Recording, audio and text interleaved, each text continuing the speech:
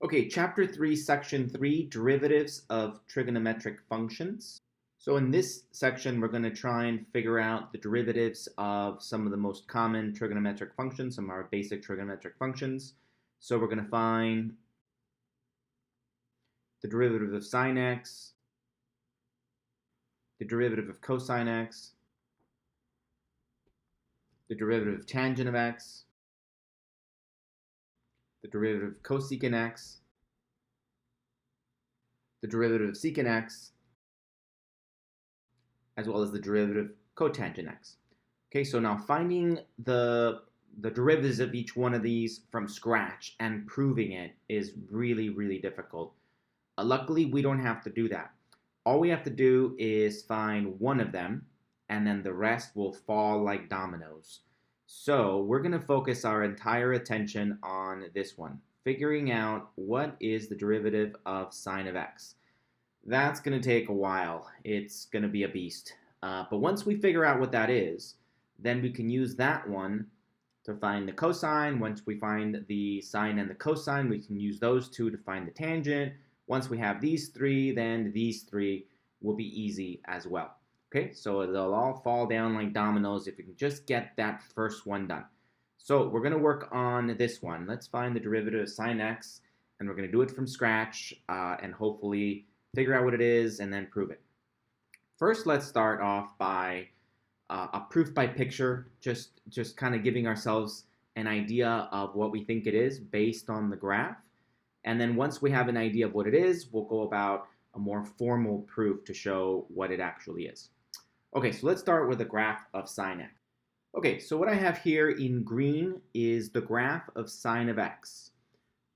Notice that normally or very often we like to identify the x-axes in terms or in multiples of pi, 1 pi, 2 pi, half a pi, but I wasn't able to do that with this applet.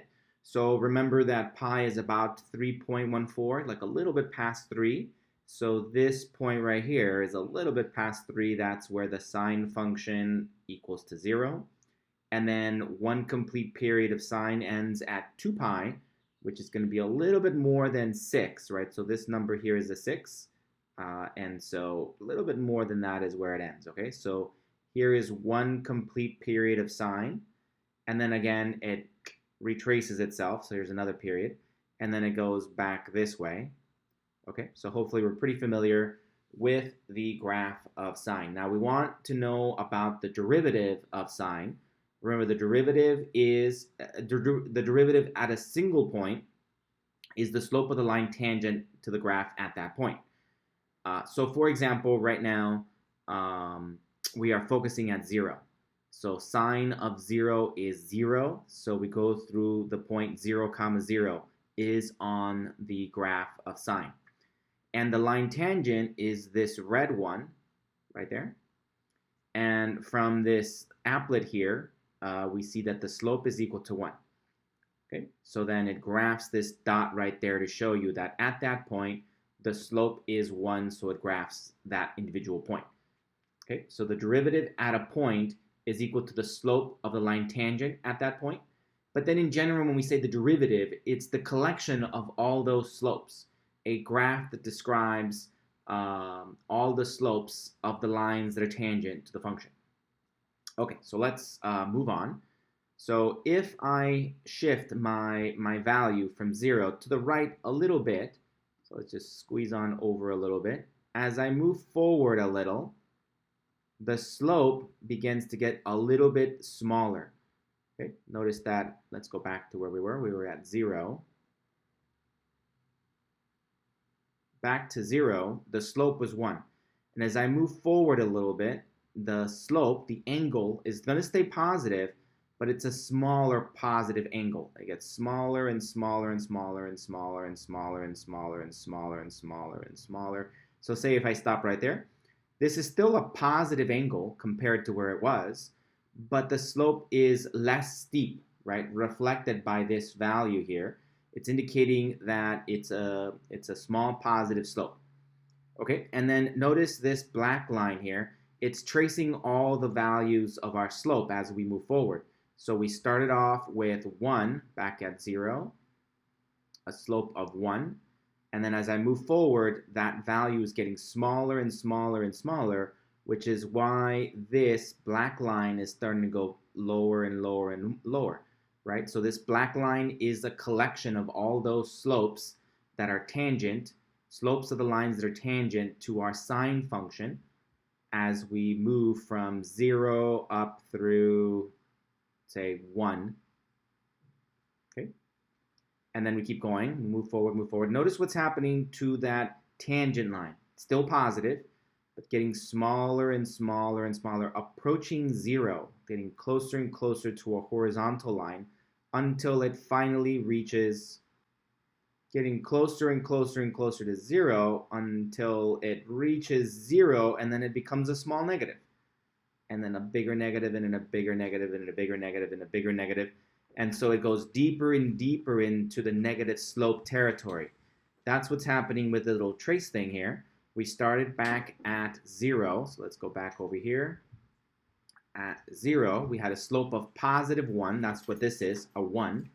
And then as I move forward this way, the slope is getting smaller and smaller, still positive, but smaller and smaller, but still positive. That's why this black line is still above the x-axis. It's still positive, but it's getting smaller and smaller and smaller until eventually it reaches 0. That means that the tangent line is horizontal at that point. And then on the other side of that, it becomes a very small negative. And then a bigger negative, and a bigger negative, and a bigger negative, and a bigger negative, and a bigger negative, and it reaches its biggest negative somewhere around here, right? Somewhere in the center here we'll have the steepest negative slope, right? Which means that this bottoms out to be the biggest negative slope, which is equal to negative 1. Okay, then we keep going, right? So if we keep going here, then we start to have a smaller negative slope. Smaller negative slope, and the smaller negative slope, still negative, but smaller negative slope, starting to level out again, and it's getting closer and closer and closer and closer to 0. Still negative at this point, but see, this is a much less steep angle, but very, very small negative. We can see in this case it's negative 0.06. Good. We keep going a little bit more. We see that it punches through to this side and then starts to become a very small positive slope. And then we keep going a little bit, and we see that it starts to climb up, right? So we start to see that it's going to start to go toward the positives. Let's go in the other direction. Let's get back to over here. So back to 0. We started at 0. What about in the other direction? If I go just a little bit farther this way, the slope is still positive. The slope is still positive, but a little bit smaller. Still positive, but a little bit smaller. Still positive, but a little bit smaller. So we can see that this line started here at 1. The slope was 1 when the tangent line was at the point 0, 0. And then it started to come down this way, reflecting that the slope is still positive. The black line is above the x-axis, but it's getting smaller and closer to 0 until we reach this point down here where the slope is actually equal to 0. Slope is 0 at negative 1.57. And then as I keep going a little bit more, the slope becomes a small negative, right? So see how this black line punched into the small negative territory? And the angle of this tangent line is a very small negative. And as I keep going just a little bit more, the angle becomes a bigger negative, bigger negative, bigger negative, bigger negative, bigger negative, bigger negative, until I reach somewhere around there, until I reach the steepest negative slope, which is negative 1. And if I keep going beyond that, then I get to a smaller negative, smaller negative, smaller negative, smaller negative. Right? At this point, it's a much, much, much smaller negative, and I'm approaching 0 again. It's approaching the place where it's horizontal one more time. This doesn't let me quite land on it, but it's somewhere around there, somewhere between a very, very small negative, and then it comes through to a very small positive. So you see this black line punches through the 0 and becomes a very small positive. As I keep going, now it becomes a bigger positive, bigger positive, bigger positive, bigger positive, and so on and so forth. Okay, so if I kept going, I would continue to see this this black line trace out the derivatives, the graph of the derivative. But this particular app limits me, doesn't let me go any further than that. But hopefully this is enough so that we can start to see what shape this takes on. Okay, so if we keep going, we can see that this is going to come up and come down, come up and come down. Good. And eventually we see that this is the graph of cosine of x. So let's see it. If I kept going, eventually all of that would trace out this, and this blue one is the graph of cosine. Right? Remember, cosine starts off at 1. When the input value is 0, the output value is 1.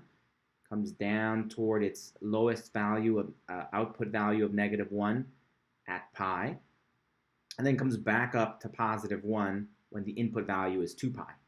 Right? So here is one period of cosine.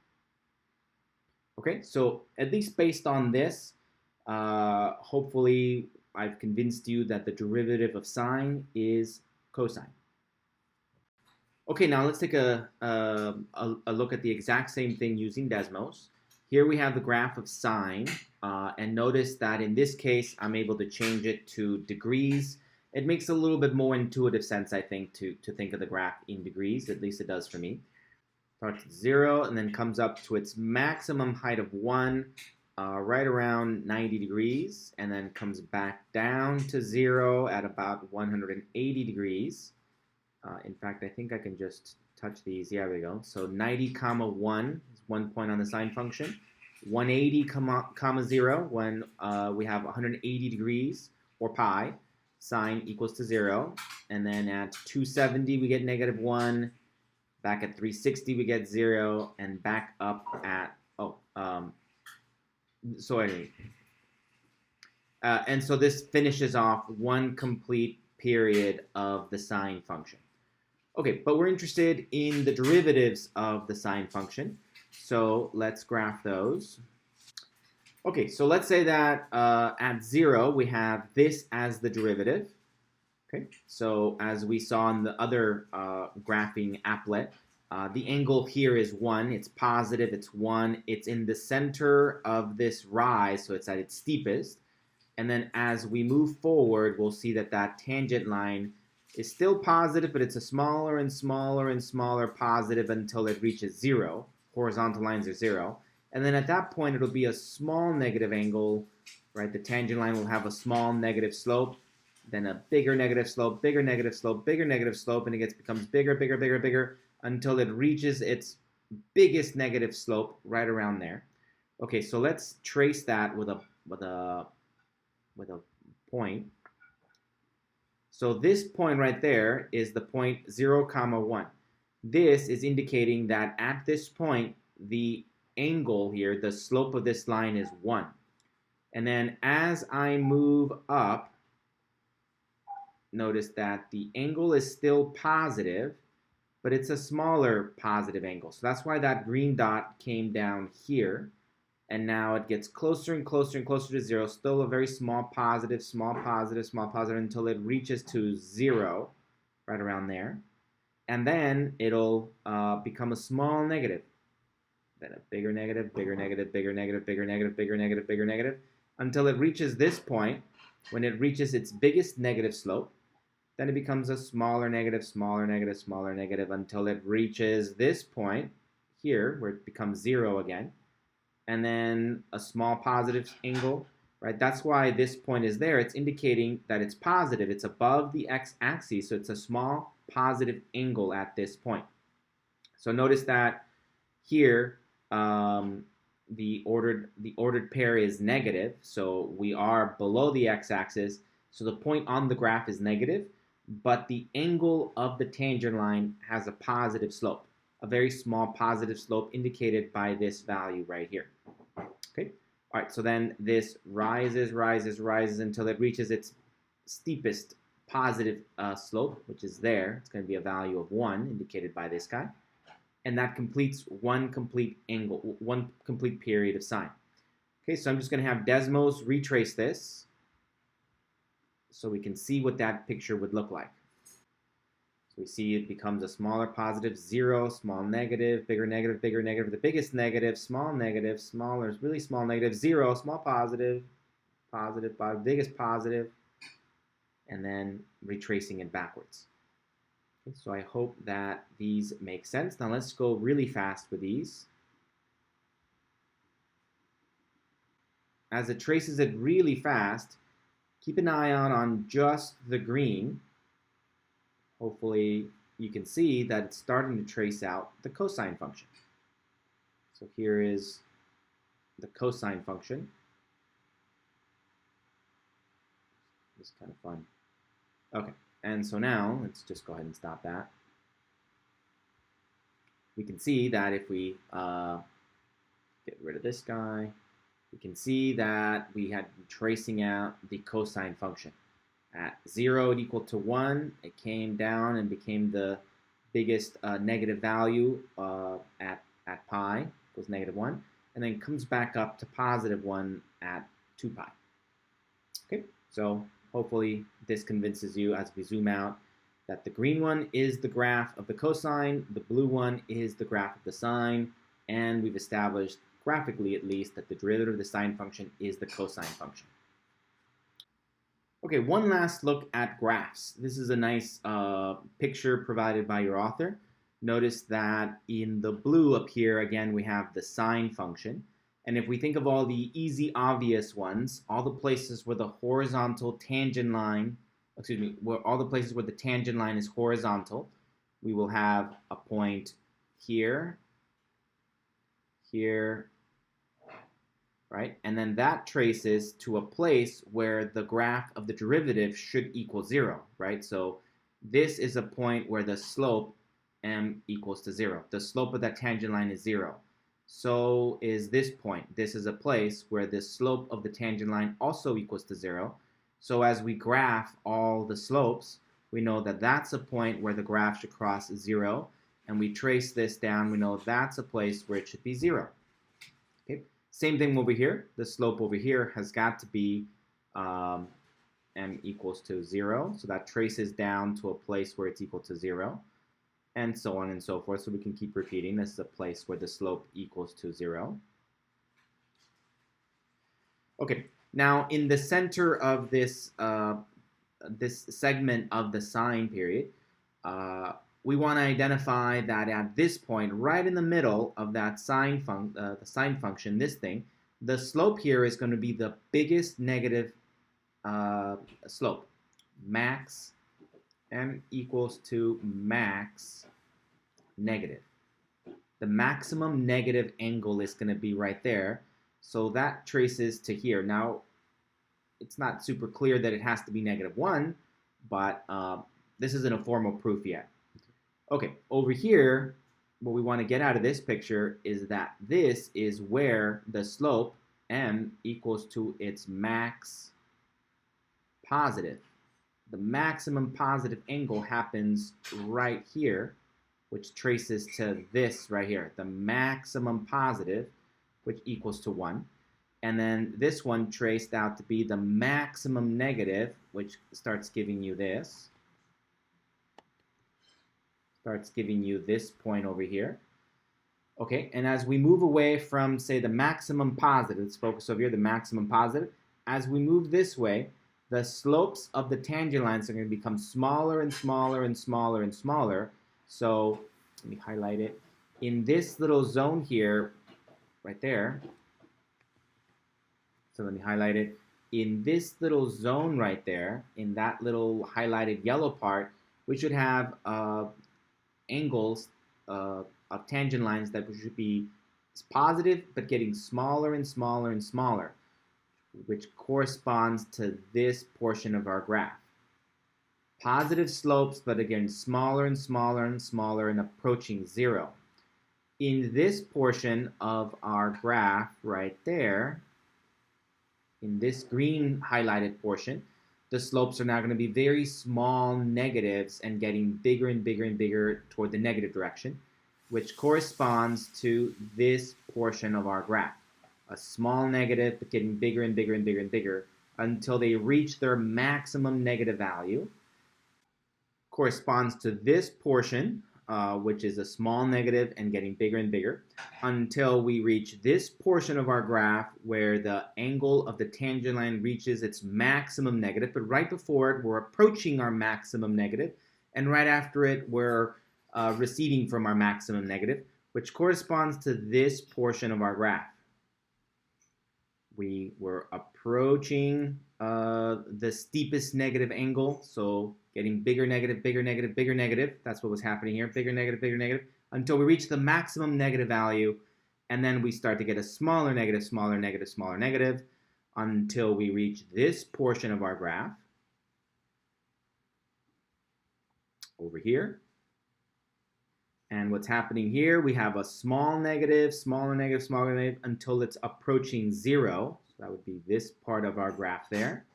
And then beyond that, we'll have a small negative, a small positive, then a bigger positive, until it just keeps growing and growing, which corresponds to this portion of the graph, corresponds to this portion of the graph. Okay, so hopefully, again, I've convinced you using graphs that if we are starting off with the sine function, then its derivative will be equal to this graph. And if we pay attention to that graph, it is the graph of cosine. So at least graphically, we have shown that this derivative is equal to cosine of x. We've established that the derivative with respect to x of sine of x equals to cosine of x. Well, we've established that graphically. Now let's try and prove it. Now let's try and prove it in a more rigorous manner. Okay, so we're interested in creating or developing a more formal proof that the derivative of sine, derivative with respect to x of sine of x, is equal to cosine of x. Cosine of x. Okay. To prove this, though, we're going to need a couple of other items. So we're going to go off to the side and prove the following two things. Okay, we need to demonstrate that the limit as theta goes to 0 of sine of theta over theta equals to 1, and also that the limit as theta goes to 0 of cosine theta minus 1 all over theta equals to 0.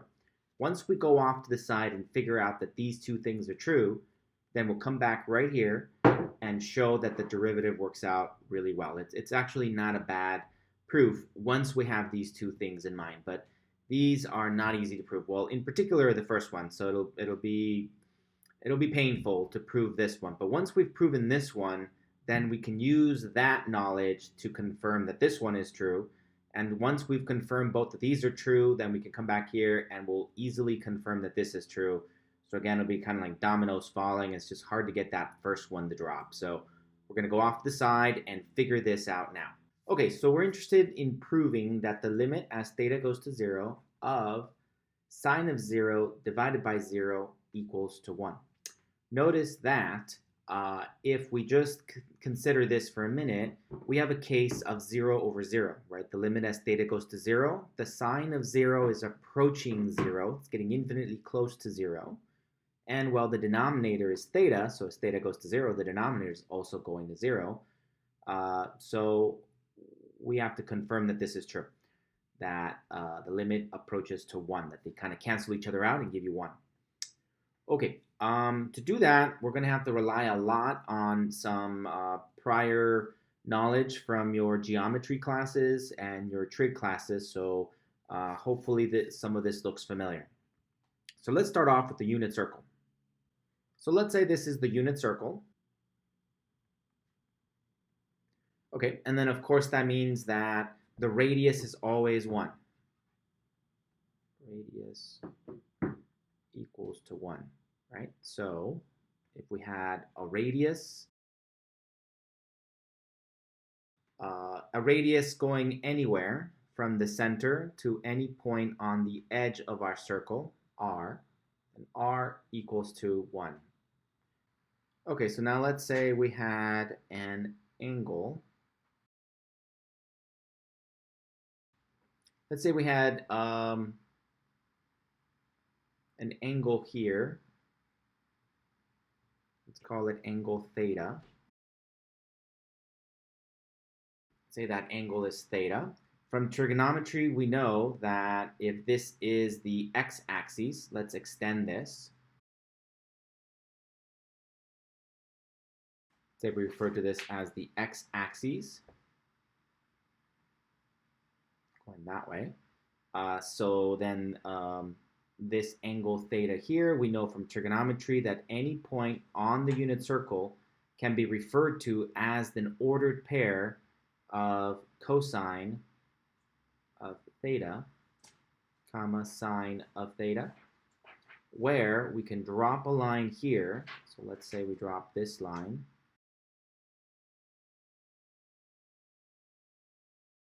Say we drop this line there. Well, we know that this is a radius, so we know that this is going to be equal to 1 unit this way. And we know that the distance from here to here, this is cosine of theta. And the distance from here to here, you can think of that as sine of theta. Good. Okay, so hopefully that looks familiar. Let's draw some more lines. Let me get rid of this. I'm going to move it a little bit.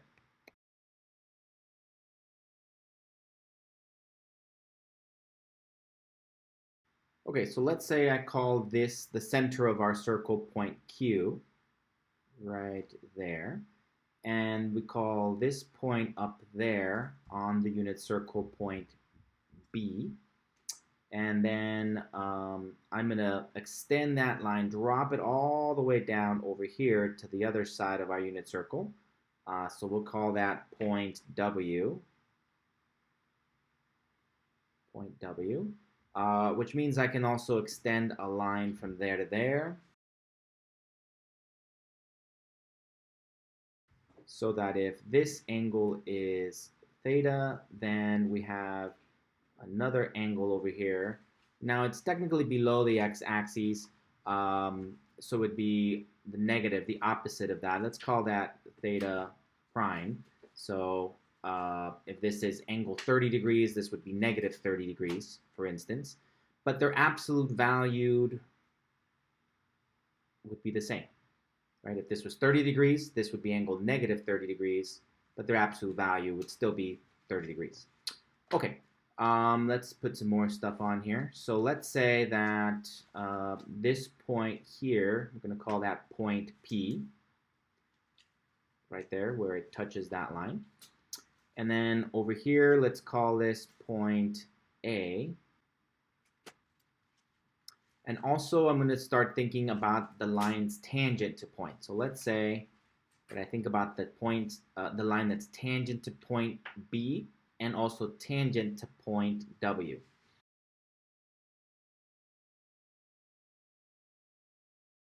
Okay, so these are tangent, and they're tangent, which means that they're perpendicular with respect to this line. So the line segment. Well, let's think of a place where they cross. Let's call this place where they intersect point C. Point C is going to be that point where they intersect. And I know a lot of this is relying on you remembering some stuff from geometry and from prior trig classes. But if this line is tangent, it must mean that it is perpendicular to this one. So the tangent line at point B is perpendicular to the line segment QB. And the same over here. The tangent line at point W is going to be perpendicular to the line QW, or the radius. Okay, and remember, this is the unit circle, so that means that this distance over here is 1, and so is this distance over here, it's 1. Okay, I have just about everything I need. So let's examine this picture. Let me zoom out a little bit. Okay, so some things to observe. So first of all, notice that if this is theta, coming down here, this would be negative theta. Its absolute value is theta. So if I was just going to measure it, then I could say that this distance, this angle from there to there, that whole angle is twice theta. Okay. Hopefully that seems reasonable. Okay, also notice that when I drop this green line down, line segment BW, it made a perpendicular to this one. And likewise, below the x-axis, also perpendicular. Okay, so the first thing I want to note is that line segment BW, let me highlight it, BW, this one, from here to here, line segment BW is less than the arc length of BW. Line segment BW is less than the arc length of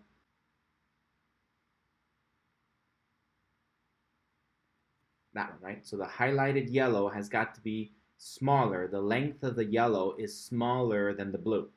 That's just because the distance between any 2 points is closest or smallest. We get the smallest distance between 2 points is a straight line. And this is not a straight line, it's a curvature, so it's got to be bigger. Right, so let's just start off by noting that. So BW, and it's the absolute distance of that. That's what I'm interested in. So line segment BW, and I'll just put it this way to note that it's the absolute distance between that segment, is less than the arc length of BW. Right? This one is less than that one. Okay? And also, notice that, and this is relying on geometry, and hopefully it makes sense by the picture, that the length, so if you're traveling from point B to point W, the fastest way to get there is right here, this way. Go straight down this highlighted yellow part, the fastest way to get there, the shortest distance. Next, the second longest distance is going to be this blue path along this curvature. So the fastest way to get from point B to W is a straight line. That's this highlighted yellow part, the distance BW, the longest path you can take is for you to go from B all the way down to C, and then connect from C all the way down to W. This is the longest path, and then in the middle is this curvature, right? So proof by picture, and hopefully relying on some of your skills from your geometry days, but I think it's not hard to convince you that that's true. So let's write that down. So this is the straight line, this is the curvature, and then this is definitely less than distance BC plus distance CW. So next, I want to point out that BW is actually equal to, or can be separated into, the distance between BP plus the distance between PW. Okay, so this can be broken down into BW is equal to the sum of BP plus PW, right? Those two distances.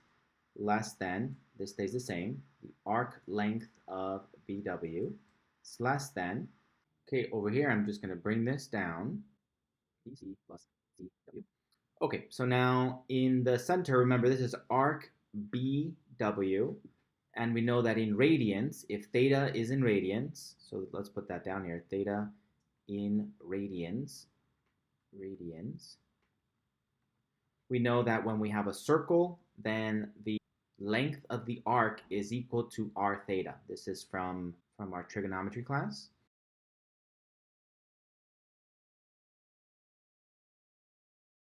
So if we have theta in radians, and we have distance from there to there along the curvature S, and we have r, we know that S equals to r theta. S equals to r theta. But when we're talking about the unit circle, r equals to 1, so we get that S equals to theta in the unit circle. So we get that this is true. Okay, so going back to us, then we can conclude that the arc in blue, highlighted in blue here, the arc between B and W is equal to 2 theta. Okay, so this, the arc BW is just going to be equal to twice theta. Okay, now one more thing, appealing to geometry. Do you see how nice and symmetric everything is? Everything above this x-axis is symmetric, a mirror image to below the x-axis. So we have this triangle here, it's identical below the x-axis.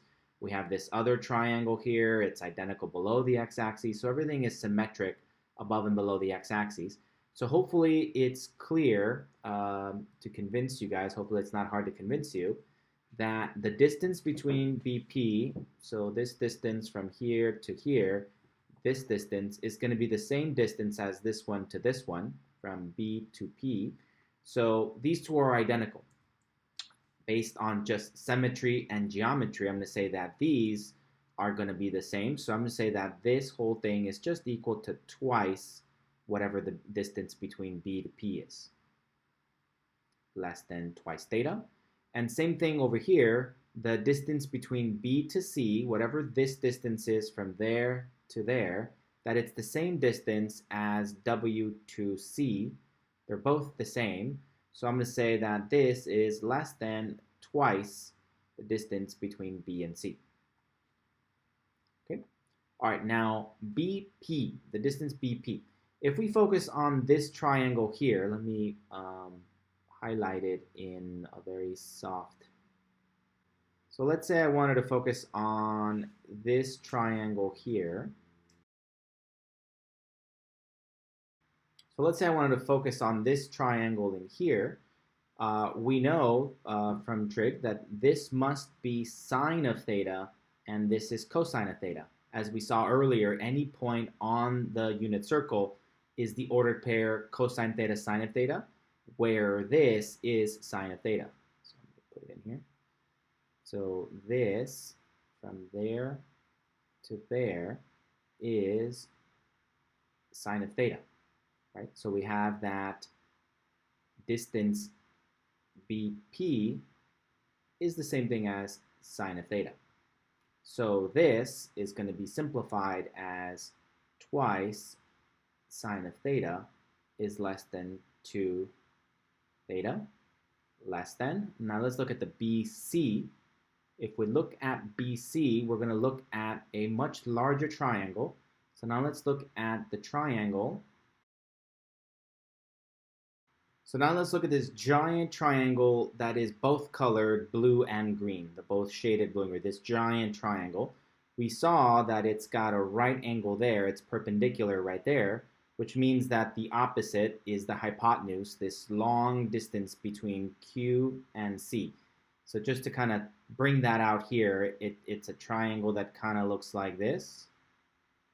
And it's got point B there, and point Q over here, and point C over there, and then it's right angle there. So this is the hypotenuse, and we have angle theta there. And so we know that tangent of theta is equal to opposite over adjacent. Tangent of theta equals to opposite over adjacent. So this would be the opposite, and this would be the adjacent. But we know that in the adjacent, that would be 1, right? It's the unit circle. And the opposite, well, that opposite is BC, the distance BC. Okay, so tangent of theta is going to be equal to BC over 1. Or just tangent of theta equals to BC. Okay, all right, well, that's what this is right here. I'm going to replace the BC with tangent of theta. Good. Opposite over adjacent. Opposite over adjacent. All right, let me erase this part now. Okay, I can divide everything by 2, so I end up with sine of theta is less than tangent of theta, dividing everything by 2. I can divide everything by sine of theta, and I end up with sine of theta less than tangent of theta. And so now, for a moment, let's consider theta to be in quadrant 1. Why? Because in quadrant 1, I know sine of theta is positive. In quadrant 4, sine of theta is negative, and then you'd have to deal with changing the direction of the inequalities. So let's say that theta is greater than 0, less than 90 degrees. It's in quadrant 1. Theta in quadrant 1. Okay, in quadrant 1, sine of theta is greater than 0. It's positive. So therefore, when I decide to divide everything by sine of theta,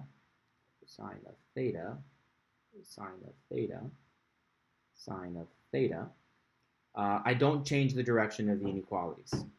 Okay, so then this simplifies to a 1. This just gives me 1 is less than theta over sine of theta less than, and let's separate this the tangent into sine and cosine. So this is sine of theta over cosine of theta, that's tangent, times 1 over sine of theta. And now the sines cancel, giving me 1 is strictly less than theta over sine theta less than 1 over cosine of theta.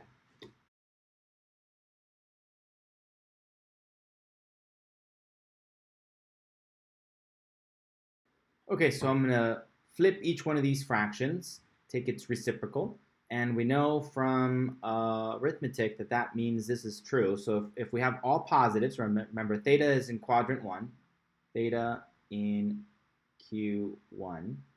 So that means that if I have all positives and I have, say, 1/3 is definitely less than 5/8, that's true. 1/3 is less than 5/8.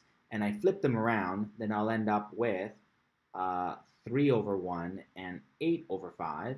And what happens to the inequality? It also changes direction. Now 3 is bigger than 8 divided by 5, right? This is definitely less than 2. And is bigger than 3, okay? So when we flip the fraction around, we have to change the direction of the inequality. All right, so flipping all of these guys around, we get, well, 1 over 1 just becomes 1 is greater than sine of theta over theta greater than cosine of theta. Good. Now we're going to multiply everything by -1. And when we multiply everything by -1, now we got to change the directions of the inequalities. So I'll get, so this just becomes -1 is less than negative sine of theta over theta less than negative cosine of theta. And now I'm going to add 1 to all of them. So I'll put +1, +1, +1. Keep the same direction of the inequality, and we end up with 1 plus 1, that's just going to be 0. 0 is less than 1 minus sine of theta over theta less than 1 minus cosine of theta. Good. And now we're going to apply our limit. So now let's think about the limit as theta approaches to 0 of 0 is less than the limit as theta approaches to 0 of the middle part, 1. Okay, so now let's apply the limit. Okay, so this is going to be the limit as theta approaches to 0 of 0 less than the limit as theta approaches to 0 of 1 minus sine of theta over theta is less than the limit as theta approaches to 0 of 1 minus cosine of theta. Now, the limit as theta approaches to 0 of 0 is just going to be 0. Nothing fancy there.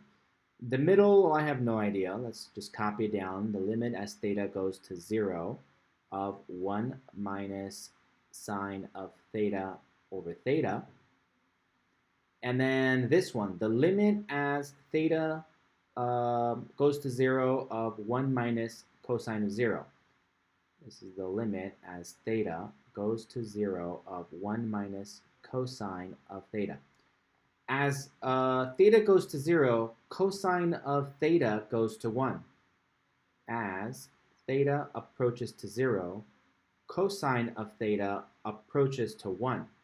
Therefore, the limit as theta approaches to 0 of 1 minus cosine of theta equals to 0, right? This is approaching 1, so 1 minus something that's getting infinitely close to 1 is going to be 0. So if the lower bound is 0 and the upper bound is approaching 0, then by the squeeze theorem, the middle one must also be equal to 0. The limit as theta approaches to 0 of 1 minus must be 0, which means that if we move things around a little bit, we can conclude that the limit as theta approaches to 0 of sine of theta over theta must be 1. And that's what we wanted to show.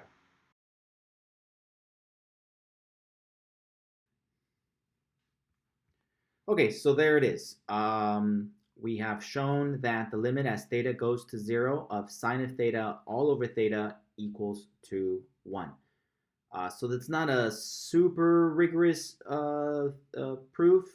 It's sort of in the middle there. There's some small, fine technicalities that you could really spend some time on to really hash them out, but I'm not going to go that deep into it. But you get the general sense of things, right? But if you really wanted to see a super accurate proof, we'd also have to dive deeper into confirming that these things were true, right? We just kind of assumed they were true based on the picture, that the length segment BC was equal to the length segment WC.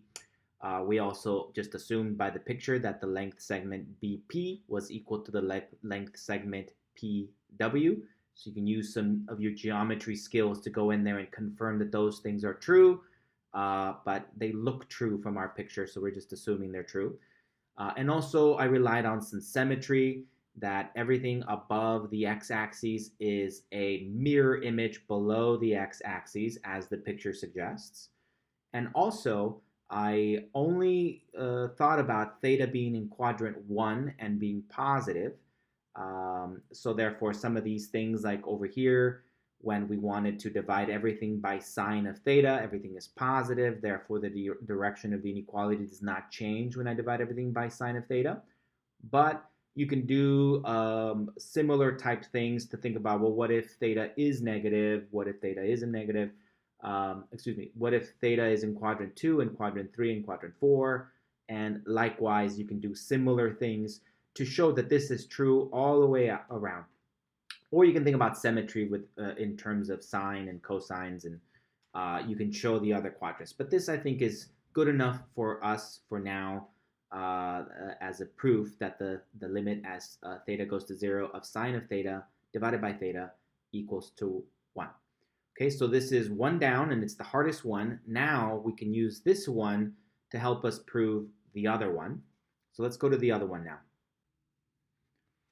Okay, so remember, our goal ultimately is to find the derivative of sine. To figure out the derivative of sine, I said we need to figure out that these two things are true. We just finished figuring out that this guy is true, so now we know that. That's in our back pocket. We can just use it whenever we want. The limit as theta goes to 0 of sine of theta over theta equals to 1. Now we need to prove this one, and this one will be a lot easier. I'm not going to go all the way back to our fundamental understandings of geometry and trigonometry and angles and all that. We're just going to be able to utilize this guy. Okay, so let's prove this is true.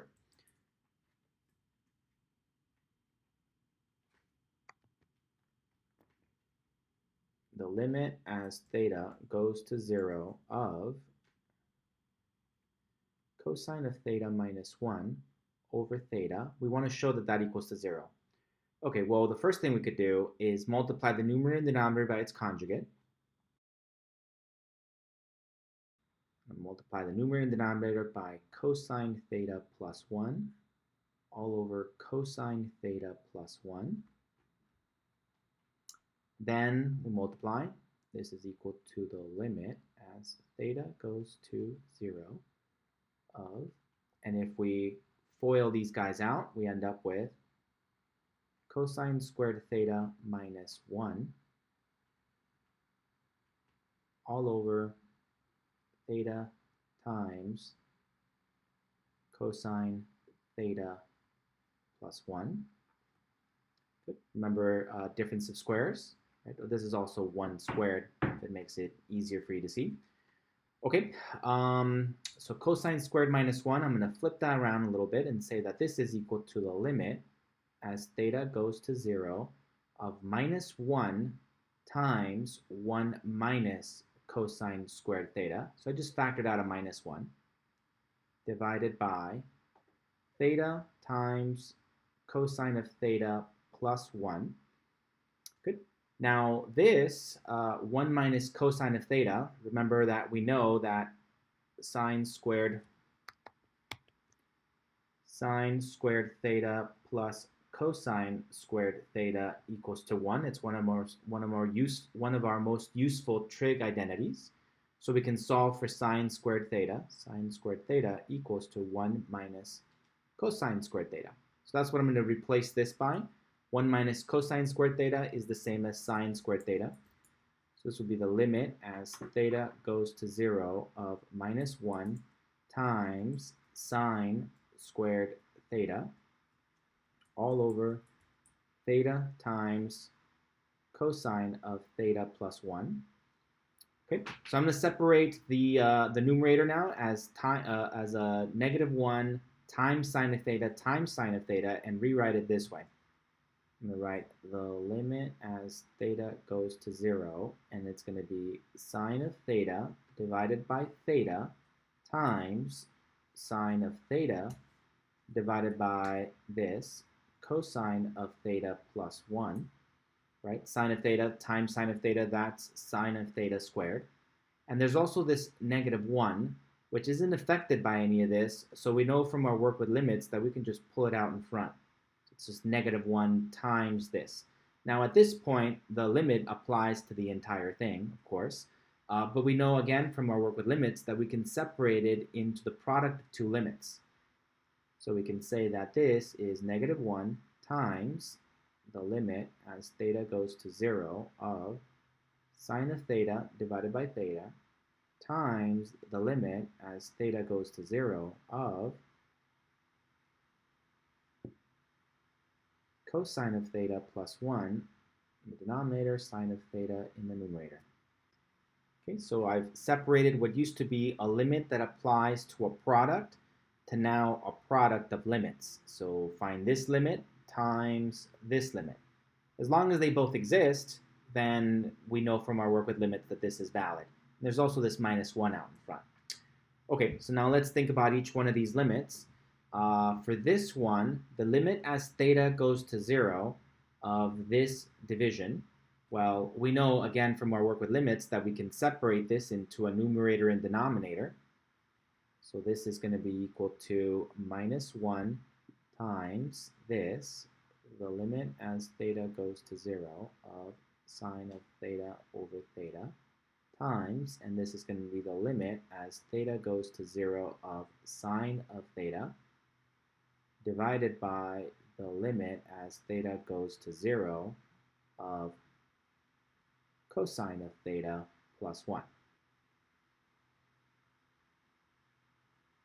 Okay, so the limit as sine of theta, as theta goes to 0 of sine of theta, this is just going to be 0. This is just going to be 0, right? The limit as theta goes to 0 of sine of theta approaches 0. And the limit as theta approaches 0 of cosine approaches 1. So this becomes 1 plus 1. The denominator approaches 2. Okay. Now this, we just found out that this whole thing is 1. So what we get is that we have negative 1 times 1 times something that looks like a 0 over a 2. So the whole thing just equals 0.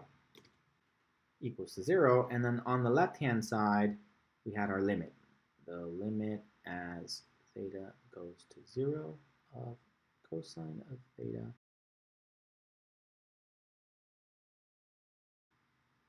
Okay, so everything on the left-hand side is the same. We just copy it all the way down. The limit as theta goes to 0 of cosine of theta minus 1 all over theta. Our goal was to show that it equals to 0. So this is equal to this. Here I just multiplied the numerator and denominator by its conjugate. Then we FOIL, we end up with this. I did a nice little trig substitution. We get to this. We separated. We know from our work with limits that the limit of a product is equal to the product of the two limits. So we can separate it this way. We know that this is just the 1, and that's just from up here, just utilizing that one. Limit as theta goes to 0 of sine of theta over theta equals to 1. We get this. And then this is 0 over 2, right? This approaches 0. Limit as theta goes to 0 of sine of theta approaches 0. And the limit as theta approaches to 0 of cosine, the cosine approaches to 1. Something that's approaching to 1 plus 1 is going to approach 2. And so we end up with 0 over 2. And then anything divided, a 0 divided by any other number other than 0 is still 0. And 0 times anything is 0. So we've confirmed that this whole thing indeed equals to 0. We've proven this.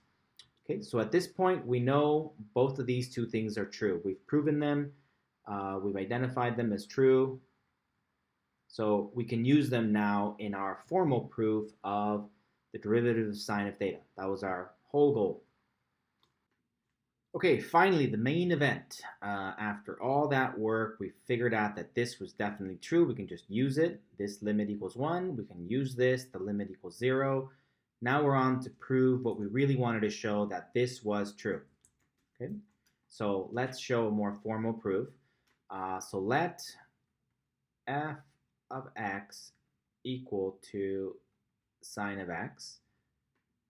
Prove that f prime of x, the derivative, equals to cosine of x. Okay, so here's our proof. Let's start off with a limit definition of derivatives. So we know that f prime of x is going to be equal to the limit as h goes to 0 of f of x plus h minus f of x all over h. Okay. In this particular case, the f is the sine function, so this is going to be the limit as h approaches to 0 of sine of x plus h minus sine of x, all of it divided by h. Good. So we can reach back to our trig functions and be able to break this down. So we can reach over to our identities back in trig and restate this as follows. Okay, so this part of it, the sine of x plus h, can be rewritten using our trig knowledge as this minus sine of x, all of it over h. Good. Now I'm just going to move them around a little bit. The limit as h approaches to 0.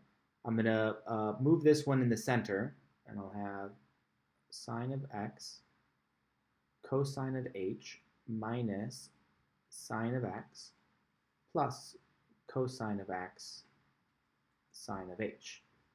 All of that all over h. Good.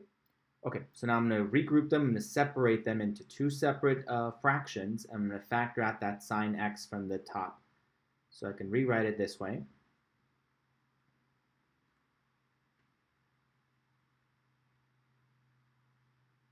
Sine of x, parentheses, cosine h minus 1, all of it over h, plus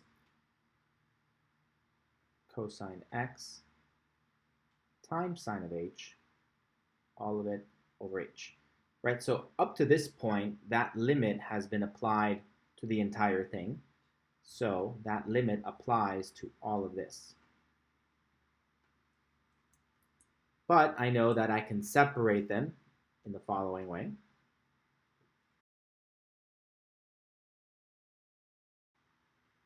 So we know from our work with limits that if we have the limit of a sum, it's equivalent to the sum of the limits. So you can find the limits separately, find their summation, add them together, and that this sum of these two limits is equal as long as both limits exist. So on the left-hand side, everything stays the same. So this is f prime of x.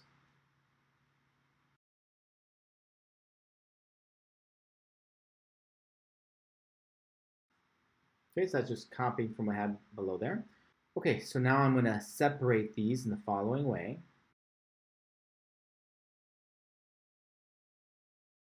Okay, so this is the limit as h goes to 0 of sine of x, that's this one, times the limit as h goes to 0 of cosine h minus 1 over h, that's this one, plus the limit as h goes to 0 of cosine of x, times the limit as h goes to 0 of sine of h over h. So let's put that there. Okay, so now note that the limit as h goes to 0 of sine of x, well, that's just going to be sine of x, right? This h doesn't affect that x. So this whole thing is just going to be sine of x. Likewise over here, the limit as h goes to 0 of cosine of x is equal to cosine of x. This h does not affect this variable x. So this whole thing is just going to be cosine of x. Okay, and these are the other two we've just discovered. We went through a lot of work to figure out that this whole thing right here, this is equal to 0, and that this one is equal to 1. Okay, so we can conclude that f prime of x is equal to sine of x times 0 plus cosine of x times 1. And 0 times anything is 0, so that's just going to go away as a 0. 0 times anything is 0. And 1 times anything is 1 times cosine x is going to be cosine x. So we've done it. We've concluded that the derivative is going to be equal to cosine of x.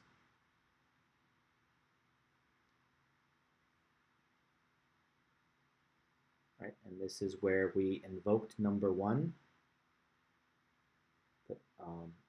by, well, this one's number 2, I think, by number 2, by number 1, put a little star there, and let's find it over here. So that one was this one. So this one is number 1 with a little star, and this one is by number 2 with a little star.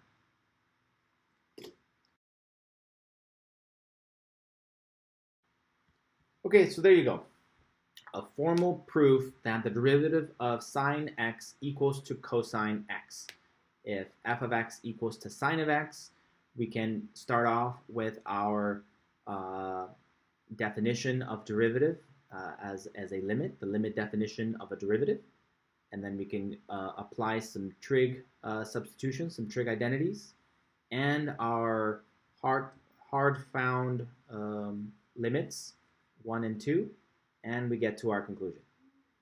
Okay. Okay, so we've established the derivative of sine is cosine, and much in the same way we can, but I'm not going to, but we can establish that the derivative of cosine is equal to negative sine. Okay, so we've established the derivative of sine x equal to cosine x, and in much the same way we can prove that the derivative of cosine x equals to negative sine x. And once you have the derivative of sine x and cosine x, then you can very easily show that the derivative of tangent of x equals to secant squared x. Again, I'm not showing that proof. And so finally, we could have all of these guys. Okay, so here's a nice little box that has the derivatives of all these trig functions. So derivative of sine x equals to cosine x, the derivative of cosine x equals to negative sine x, the derivative of tangent x equals to secant squared x, The derivative of cosecant x equals to negative cosecant x cotangent x. The derivative of secant x equals to secant x tangent x. And the derivative of cotangent x equals to negative cosecant squared x. Okay, so this is a very useful box to memorize as we move forward. We constantly refer back to these, so memorize these guys. Okay, so let's do some examples using these. Okay, so given f of x equals to e to the x times cosine x, find the first derivative of x. Okay, so we know that based on the product rule, we can separate these as follows. F prime of x is going to be equal to d dx of e to the x times cosine of x plus e to the x times d dx of cosine of x. Good. Okay, so now that means that the derivative of e to the x is just going to be equal to e to the x times cosine of x plus, leave the e to the x alone, and the derivative of cosine of x is equal to negative sine of x, like that. So then if we simplify it, we get that the derivative is going to be equal to e to the x, factor that out, and I'll be left with cosine of x minus sine of x. Good, good, good. So maybe that's part A. Say that this is part A. Maybe part B says find the second derivative. Since we're having fun with this. Now find the second derivative of x. Okay, so now we got to take the derivative of the first derivative. So the second derivative of x is going to be equal to the derivative with respect to x of the first derivative. So it's going to be the derivative with respect to x of, and then we have this, which is going to be equal to e to the x times cosine x minus sine x. Okay. Again, based on the product rule, we know we can separate these. So this is going to be the derivative with respect to x of e to the x times cosine x minus sine x plus, now we leave e to the x alone, times the derivative with respect to x of the cosine x minus sine x. Okay, the derivative of e to the x is just going to be e to the x. Copy that down. That would be cosine x minus sine x plus, and then e to the x, and then the derivatives here. The derivative of cosine x is going to be negative sine, so negative sine x minus, and the derivative of sine is going to be cosine x. Okay, so let's distribute and combine like terms. Equals to e to the x cosine x minus e to the x sine x minus e to the x sine x minus e to the x cosine x. Good. Okay, so e to the x cosine x cancels. This one and this one cancel. And then these combine to give me a minus 2. So the second derivative of x equals to negative 2 e to the x sine x. Okay, so we have the first and the second derivative. Okay, so we have the first and the second derivative.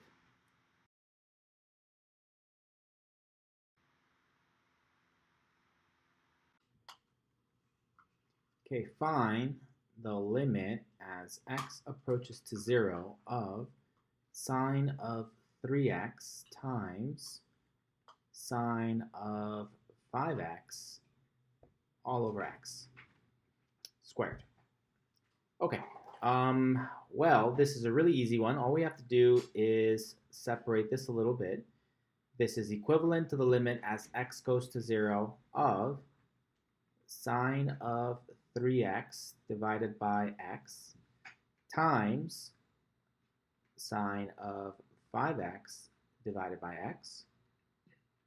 And this is equivalent to the limit as x approaches to 0 of sine of 3x divided by x times now the limit as x approaches to 0 of sine of 5x over x. Okay, and so we know that the limit as theta goes to 0 of sine of theta over theta equals to 1. So if these two things were identical, then we can use that theorem. So all we have to do is introduce a 3 over 3 here and introduce a 5 over 5 here, another version of 1.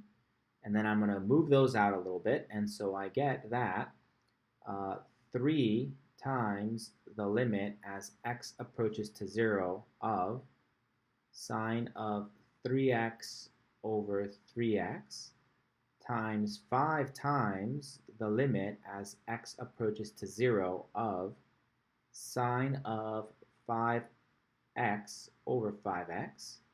And now these two things are identical. They match, right? So if you want, you could do a substitution of let theta equal to 3x, for example, and then it would be exactly the same, but it doesn't matter.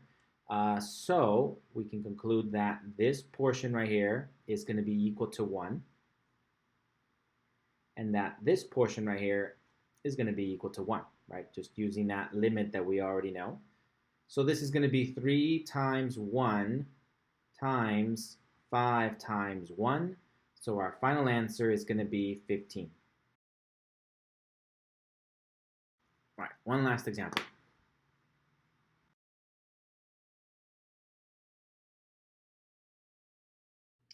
Okay, given f of x equals to secant x divided by 1 plus tangent x, for what values of x is the horizontal line tangent? Excuse me, is the tangent line horizontal? Okay, so if we're talking about the tangent line, that means we need to figure out when the slope of the tangent line equals to 0, right? That's what this means. Slope of tangent line m equals to 0. That's what we want to figure out. So let's first of all find the derivative of this function. So to find this derivative, I'm going to use the quotient rule. So f of x equals to, remember it's low d high, so 1 plus tangent x d dx of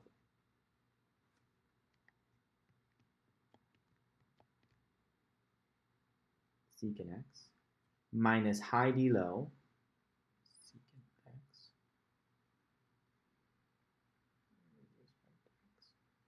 plus tangent x. All over the denominator, squared we go. 1 plus tangent x squared, right? Low d high minus high d low over the denominator, squared we go. Okay, so this is the derivative. And now we've got to find each of these derivatives. So we know that the derivative of secant x is going to be secant x tangent x. And the derivative of tangent x is secant squared x.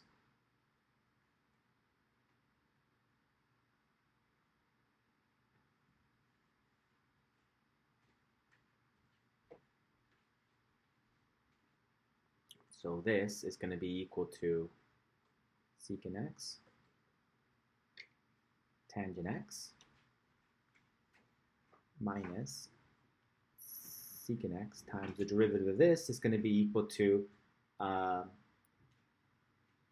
put it in green, times the derivative of this. Well, the derivative of 1 is 0, and the derivative of tangent x is secant squared x. And the whole thing is still divided by 1 plus tangent x squared. Okay, So I'm going to distribute this product times 1, this product times tangent of x, minus this gets combined. So it'll be 3 terms in the numerator.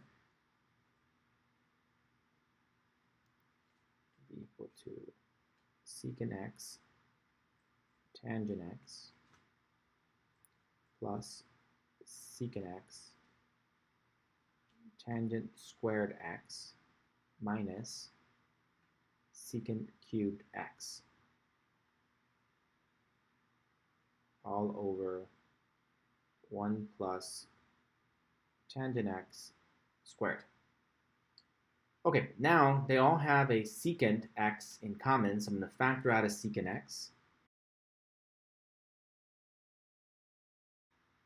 Good. Now we're going to use one of our trig identities. Hopefully we recall that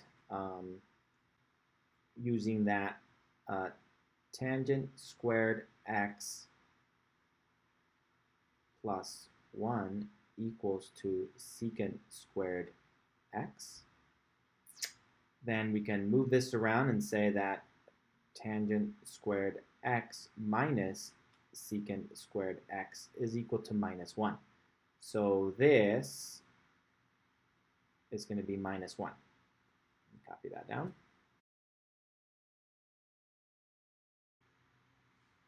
Okay, so the derivative with respect to x is going to be equal to secant x times tangent x minus 1 all over 1 plus tangent x squared. So that's our derivative. That's as far as we can really simplify this. But that wasn't really the question. The question was, when will the tangent line be equal to 0? Well, when will the tangent line have a slope of 0? When will the tangent line be horizontal? So in order for us to get that, all we have to do is note that the only way that this equals to 0, so the only way f prime of x can equal to 0 is if the numerator equals 0 and at the same time the denominator does not equal 0.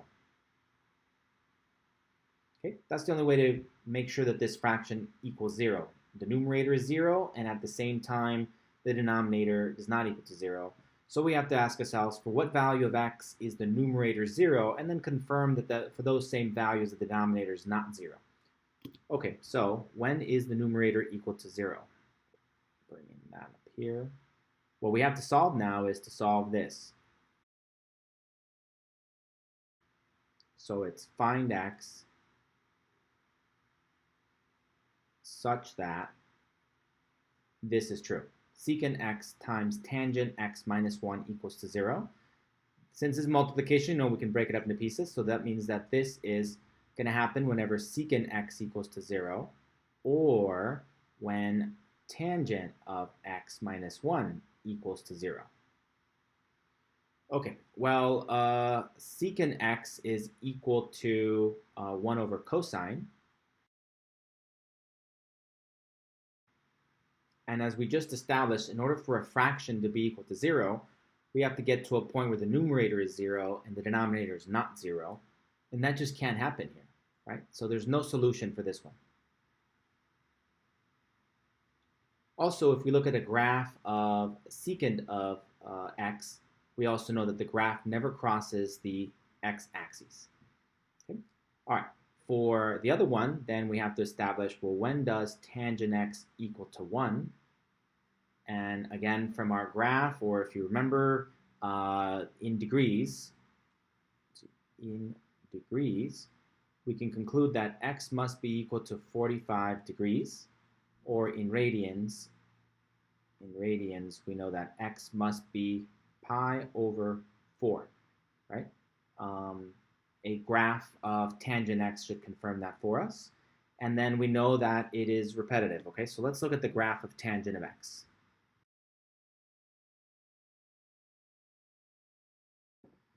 Okay, so here's a graph of one period of tangent. Remember that tangent goes between one period of tangent is going to go between negative pi over 2 to positive pi over 2 in radians. And in degrees, that'll be from negative 90 degrees to positive 90 degrees. Okay, and so if we want to figure out when this equals to an output of 1, we need to set this up. So let's do y equals to 1. So we have an output of 1, and if we zoom into here, we see where they intersect. They intersect right there at pi over 4. Okay, so tangent of pi over 4 equals to 1. And then, of course, we know that it is the period it begins to repeat itself, and one period of tangent is pi. So let's take out these guys. And so we see that it's going to intersect there. That's going to be an output of 1. But then 1 pi over, we're going to get another output of 1. And then 1 pi behind it, we're going to get another output of pi. So the answer is going to be pi over 4 plus multiples of pi. Okay, so the distance from here to here along the domain of this function, from here to here, where they both give you an output of 1, we know that that is going to be pi distance away. So we add pi plus pi this way. And from here to here, we have to subtract pi. So from here to here, it's minus pi. So we get that tangent of pi over 4 equals to 1. But so is tangent of pi over 4 plus pi. That's also going to be equal to 1. And from Desmos, I can see that this is going to be 5 pi over 4, right? Get a common denominator, combine them, and we can see that this is the same thing as saying tangent of 5 pi over 4 equals to 1. Likewise, coming back this way, we know that tangent of pi over 4 minus pi, back by subtracting 1 pi, gets us to tangent of negative 3 pi over 4 is also equal to 1. Okay, so hopefully that convinces you. Hopefully that convinces you that our answer is really going to be x is equal to pi over 4 plus or minus n pi, where n is any integer.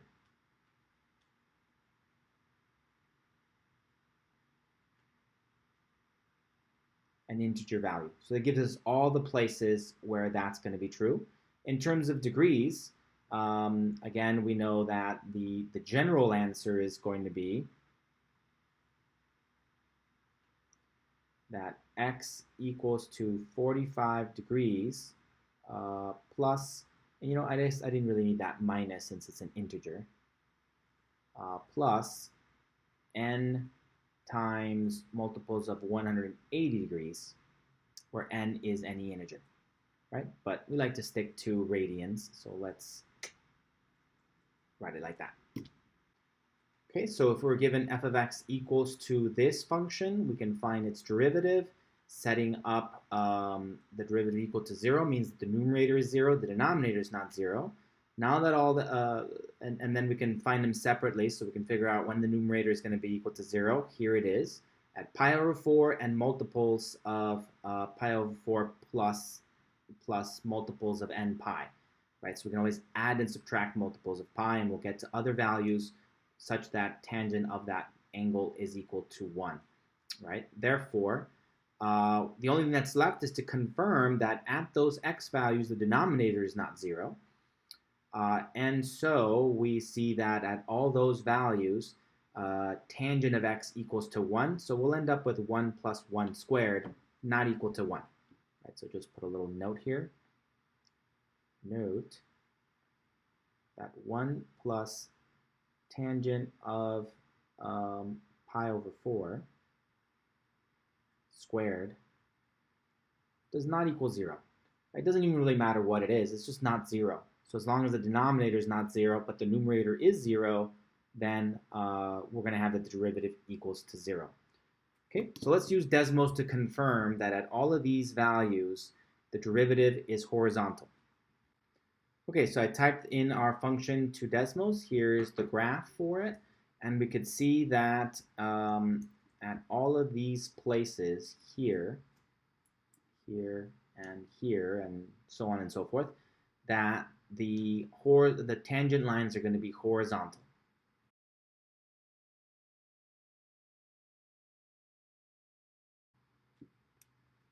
Okay, so at all of these points, we're saying that f prime of 9 pi over 4 is going to be 0. And same for all these other points, right? The primary one, that one, f prime of pi over 4 equals to 0, meaning that the tangent line is horizontal. Okay, so that should be more than enough to tackle your homework. Good luck, and stop by my office hours if you have any questions.